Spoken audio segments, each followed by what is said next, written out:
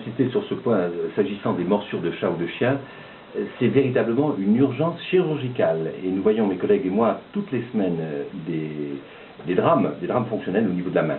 La morsure de chien ou de chat doit être chirurgicale, doit être traitée en urgence sous anesthésie, et après on donne des antibiotiques. Ce que nous voyons de façon très fréquente, c'est un patient qui a été mordu, le doigt devient inflammatoire, on lui prescrit des antibiotiques et évidemment les événements s'améliorent, la clinique est plutôt favorable dans les 2-3 premiers jours et fatalement par la suite apparaissent les vraies complications, des nécroses tendineuses, des ostéites, etc.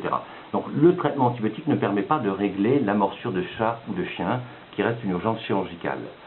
Et je voudrais vraiment insister sur ce problème. Alors lorsqu'on dit urgence chirurgicale, il ne s'agit pas de considérer qu'on va placer le malade en réanimation, il s'agit tout simplement d'endormir la plaie, de la nettoyer chirurgicalement, ce que personne ne peut faire sans anesthésie, et d'immobiliser la main. Et alors, à ce moment-là, on donne des antibiotiques, bien évidemment.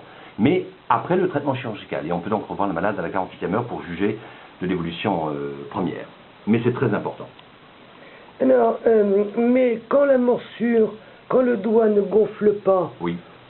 Ou n'est pas particulièrement douloureux, qu'est-ce qui doit déclencher l'arrivée aux urgences? Je crois par principe, la morsure de chien ou de chat est une urgence chirurgicale car dans la main, vous avez un volume extrêmement restreint avec que des éléments nobles. Je prends un doigt, 3 tendons fléchisseurs, 3 articulations, 3 tendons extenseurs, 2 nerfs, 2 artères. Il faut vraiment avoir beaucoup de chance pour ne pas, si vous voulez, inoculer des germes dans une de ces structures. Donc par principe, même s'il n'y a pas de signe inflammatoire au début, il faut traiter chirurgicalement, débrider cette plaie, la laver, l'immobiliser et l'antibiothérapie dans un deuxième temps.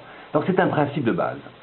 Pourquoi pas d'antibio dans un premier temps et attendre de voir? L'antibiothérapie ne réglera pas le problème, va masquer le phénomène inflammatoire, le réduire, mais la virulence des germes et surtout les tissus dans la main qui sont une sorte, si vous voulez, de club méditerranéen pour le développement des germes ne seront pas arrêtés par l'antibiothérapie seule. Merci docteur. Je vous en prie.